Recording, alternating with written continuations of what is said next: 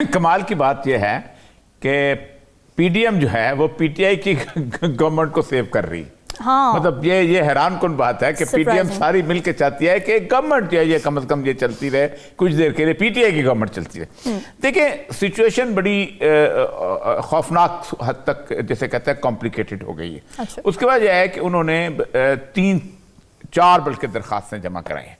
पहली दरखास्त तो उन्होंने ये जमा कराई है वो है चीफ मिनिस्टर पंजाब के खिलाफ अदम इत्मीनान। अब वो जमा कराई गई है सेक्रेटरी असेंबली के पास। अब सेक्रेटरी असेंबली को आप कभी फुटेज देखें ना तो रात को 9 बजे वो टाई लगाई हुई है, सूट पहना हुआ है, ऐसे लग रहा था कि जैसे रात को 24 घंटे काम करता है, ऑफिस के अंदर बैठा हुआ है और उसके साथ पूरे के पूरे एमपी जो हैं वो आए हैं इकट्ठे। आपको याद होगा कि मैंने पहले भी कहा था कि इमरान खान और परवेज लाई के दरमियान एक अंडरस्टैंडिंग हुई है और अंडरस्टैंडिंग बड़ी इस किस्म की है कि असल में बेसिकली पाकिस्तान की इस्टेब्लिशमेंट का जो रूप गुज़श्ता 7-8 महीने के अंदर सामने आया है नज़र, ये इससे पहले कभी नहीं था। मैंने कम से कम अपनी तारीख के अंदर ये इस्टेब्लिशमेंट का रूप नहीं देखा कि आप उठा के जो है जिसको जो चाहें बंद करते हैं, उसके साथ तशद्दुद करें। 25 मई जितनी आंसू गैस अपनी तारीख में मैंने नहीं देखी और कंटिन्यूसली पूरी रात आंसू गैस कभी मैंने चलते हुए नहीं देखी। उसके बाद पुलिस और आर्मी का हैंड ओवर हुआ। उसके बाद आप आज़म स्वाति को उठा लें, अरशद शरीफ को मजबूर करें कि वो भाग जाए, हमारे यहाँ से अपना मोहित पीरजादा साहब भाग जाएं, उसके बाद वो अपना 2 और लोग भागे। आज वो शिफा जो उसके बारे में 2-3 लोग आए हैं, उन्होंने सुबह उसके घर के अंदर रेड की है, मारा है। इसके साथ इमरान खान पे गोली फायरिंग ये एक खौफ का एलिमेंट मौजूद था। और उसके बारे में हम कहते हैं कि अगर हमने असेंबलीज जो हैं वो डिसॉल्व कर दी और दोनों जगह पे गवर्नमेंट्स ना रहीं तो इस वक्त जो एक प्रोटेक्शन इमरान खान को हासिल है वो ख़त्म हो जाएगी और कोई ढंग की एस्टेब्लिशमेंट हो ना तो बंदा उसके सामने मुकाबला भी करे। जो एस्टेब्लिशमेंट इस किस्म की है कि इतने बड़ा इंसिडेंट पाकिस्तान की तारीख में 4-5 इंसिडेंट हुए हैं। लियाकत अली खान का कत्ल हुआ है, बेनज़ीर भुट्टो जो है उसका पहला कारसाज वाला इंसिडेंट हुआ है, ठीक है जी। उसके बाद बेनज़ीर की अपनी जो उसका शहादत हुई है और इमरान खान का और 5वां इंसिडेंट कोई नहीं। बाकी इंसिडेंट में तो कोई कंसर्न नजर आता था। यहां तो लोगों ने तमाशा उठाया, तमस्कर उड़ाया, लोगों ने कहा ये बहरूपिया है, लोगों ने ये किया। ऐसी एस्टेब्लिशमेंट का मुकाबला कैसे किया जाए? अब मसला ये था कि मेरा जहां तक मेरी इत्तला है कि एक अंडरस्टैंडिंग कि हम इस तरह की सूरत हाल के अंदर होगा ये कि ज़ाहिर बात है परवेज लाई जो है वो बुरा बनेगा, उसके बारे में लोग बातें करेंगे तो ही एग्री टू इट कि मुझे कोई फ़र्क नहीं पड़ता कि मैं बुरा बन जाऊं या जो कुछ बन जाऊं।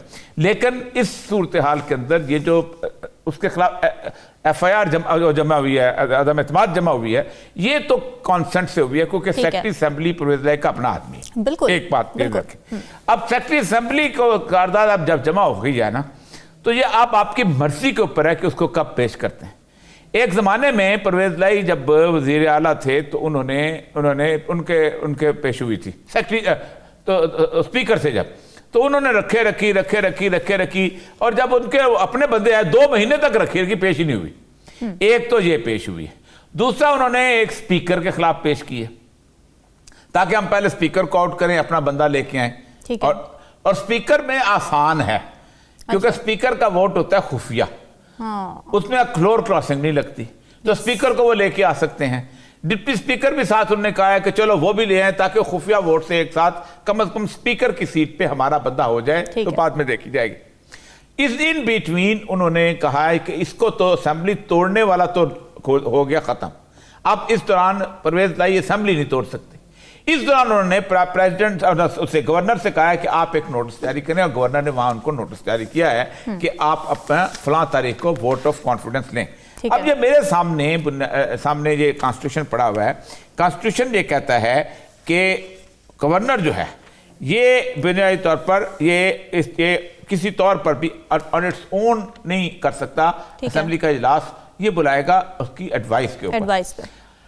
अब वो उसने शेड्यूल भी खुद दे दिया जबकि असेंबली रूल्स कहते हैं कि स्पीकर जो है वो कहेगा और वो देगा। वो सिर्फ ये कह सकता है कि आप वोट ऑफ कॉन्फिडेंस लें, उसके हिसाब से वो शेड्यूल जो है ला सकता है। ठीक। और उसमें ये देखें ना, ये मैं आपको पढ़ के सुना देता हूँ इस सारे अंदर गवर्नर के जो उसमें इख्तियार। दूसरा नो कॉन्फिडेंस मूव का भी जहां तक ताल्लुक है उसके अंदर भी ये है कि वो आप टेबल कर सकते हैं और जब चाहें आप उसको पेश करें, लेकिन 15 दिन के अंदर पेश करना होती है जब वो असेंबली के अंदर आए। और उसके लिए उससे जब वो उसके लिए खसूसी इजलास रिक्विजिशन किया जाता है, तो अब ये असेंबली जो है बहुत देर तक इसको चलाया जा सकता है। अच्छा। इस दौरान शोर मचेगा, फलां होगा, और साथ इसाक डार साहब आरिफ अलवी को मिले हुए हैं। क्योंकि एक बात मैं आपको रियलाइज कराऊं, बात आपकी, बोथ हैव नाउ रियलाइज्ड कि एस्टैब्लिशमेंट एक गेम पे है। अच्छा। और वो चाहती है कि दोनों कन्फ्रंट्रेशन में आए, दोनों के अंदर खून खराबा हो और उनको मौका मिले। ये है इस वक्त सारी सूरत जो मैं आज सुबह से मुख्तलिफ लोगों से जज कर, और अब जब माटर जाएगा अदालत के अंदर, क्योंकि ज़ाहिर बात है कल उन्होंने इजलास में वोट तो नहीं लेना, परवेज लाई जो है वो वोट नहीं, क्योंकि सप्तान कहेगा कि पहले मैं प्रोरोग करूंगा, पहले मैं इसको खत्म करूंगा, फिर क्योंकि असेंबली का इजलास जो है वो एजेंडे पे चलता है, वो एजेंडे के बगैर नहीं होता, दोबारा बचा 1 घंटे के बाद बुला लिया जाए, लेकिन उसके लिए एजेंडा तय। देखिए, मैंने आपसे पहले कहा है कि स्पीकर का जो वोट है ना, वो होता है खुफिया रायशुमारी में इसलिए रखा जाता है कि स्पीकर का ऑफिस जो है ना, उसको कहा जाता है कि नॉन पार्टीजन हो जाए, किसी का ना हो, बल्कि असेंबली का कस्टोडियन होता है, इसलिए उसका वोट। तो अगर तो खुफिया उसकी लेके आते हैं तो स्पीकर तो सबसे पहले वो उसका होगा इलेक्शन, लेकिन स्पीकर के लिए तो वो फौरी तौर पर किया जा सकता है, क्योंकि स्पीकर चूंकि खुद इन क्वेश्चन होता है और डिप्टी स्पीकर खुद इन क्वेश्चन होता है, तो फिर तो असेंबली का इजलास आपको बुलाना पड़ेगा। फिर तो क्योंकि स्पीकर तो बीच में से निकल गया ना उस वक्त, फिर तो कोई ना कोई एक हाउस पे एक बंदा आएगा, उसके एडमिनिस्ट्रेटर जो लगेगा, जो नॉमिनेट होगा, वो बुलाएगा, तो स्पीकर का तो हो सकता है। लेकिन बाकी जगह तो वो नहीं। देखिए, they want to create the confusion. मैं खलाली साहब की अब बात पे मैं ज़ाहिर बात है थोड़ा सा तबसरा करना चाहता हूँ कि पाकिस्तान की बदकिस्मती देखें। आज मैं स्टडी का हमारे यहाँ एक तस्वर बनाया गया है कि पाकिस्तान की फौज पे इतना खर्चा होता है तो पाकिस्तान का कमर टूट जाती है, तो हमारा बजट नहीं बनता और ये नहीं बनता। आप अंदाजा करें कि मैं उन्होंने कोरिया की बात की, मैं साउथ कोरिया की मिसाल आपको देता हूँ। साउथ कोरिया जो है उसके अंदर पोलिटिकल इंस्टेबिलिटी बहुत ज्यादा थी। अच्छा। आप अंदाजा करें कि 25 सालों में 19 प्राइम मिनिस्टर वहां पर आए, एक सदर को उन्होंने कत्ल किया है, उनके यहाँ 8 दफा कॉन्स्टिट्यूशन अमेंडमेंट्स आई हैं, सब कुछ हुआ है। इस वक्त कोरिया जो है उसका मिलिट्री बजट जो है वो $50,526 मिलियन है और पाकिस्तान का $11,304 ट्रिलियन। आप फर्क देख लें, 5 गुना ज्यादा फौज पे खर्च करते हैं, लेकिन उसके बाद उनकी इकॉनमी देखें। इसका मतलब यह है कि गंद कहीं और है, गलाजत कहीं और है। ये जो उन्होंने 2 अरब की बात की, ये 2 अरब का जो प्रोजेक्ट है ये बेसिकली रावी सिटी का प्रोजेक्ट है, ये वाला जो लाहौर का है। उसमें हुआ यह है कि मास्टर प्लान जो लाहौर का था ये रावी तक था, रावी से आगे नहीं था, शजारा एंड अदर थिंग्स इंक्लूडेड नहीं थी। वो मास्टर प्लान जो है वो दोबारा बनता है, फिर उसके बाद LDA उसको बनाता है, उसके अंदर उन्होंने परवेज लाई साहब ने इन्वेस्टमेंट की हुई है और ये पहले भी करते रहे हैं। मुझे अच्छी तरह याद है कि ये जो एक्विजिशन हुई थी रिंग रोड की, इस रिंग रोड में सबसे पहले उन्होंने बता दिया था कि उसकी अलाइनमेंट क्या है, और उसके साथ साथ उनके ज़माने के अंदर वो लोगों ने वहाँ ज़मीनें खरीद दी, और हालत ये हुई कि जो रिंग रोड जो थी ना, ये वाली अपना जो बत्ती चौक से लेके न्याजी अड्डे तक, उसके अंदर अब रास्ते नहीं मिलता क्योंकि लोगों ने ज़मीनें खरीद ली वहाँ पर। तो असल मसला ये नहीं है, मसला सारा ये है कि तो 1 महीना भी मिले तो उस महीने के अंदर चीजें कमाना चाहते हैं। अभी हम अगले उसमें बात करेंगे, एनर्जी कंजर्वेशन का प्लान बनाया। आप अंदाजा करें कि 4 दिन पहले 42 बुलेट प्रूफ लग्जरी कार्स आपने खरीदी। अच्छा। 42 आपको छूट यार, आप इस मुल्क के दुश्मन हो और आप कर ये रहे हो कि सांस लेते आहिस्ता आहिस्ता थोड़ा 4 दिन और मिल जाएं, 5 दिन और मिल जाएं, 10 दिन और मिल जाएं, हम रहें ताकि हम लूट लें।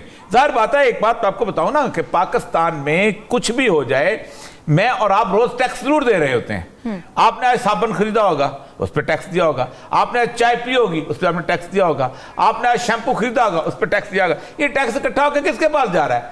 ये शहबाज शरीफ के पास जा रहा है, ये परवेज लाई के पास जा रहा है, ठीक, ये उसके पास क्या नाम है, बल्कि पास तो बात जाती है, ये तो फेडरल टैक्स है, इनके पास तो प्रॉपर्टी टैक्स जाते हैं, थोड़े से 4-5 टैक्स होते हैं प्रोविंशियल गवर्नमेंट, ये शहबाज शरीफ के पास जाते हैं। वो कहते हैं ये टैक्स जो रोज जमा हो रहा है, इस टैक्स को कल आने वाला देखेगा, कर्जा हमने कब पे करना है और डिफॉल्ट करना है या नहीं करना, इसको हम यूटिलाइजेशन तो करें।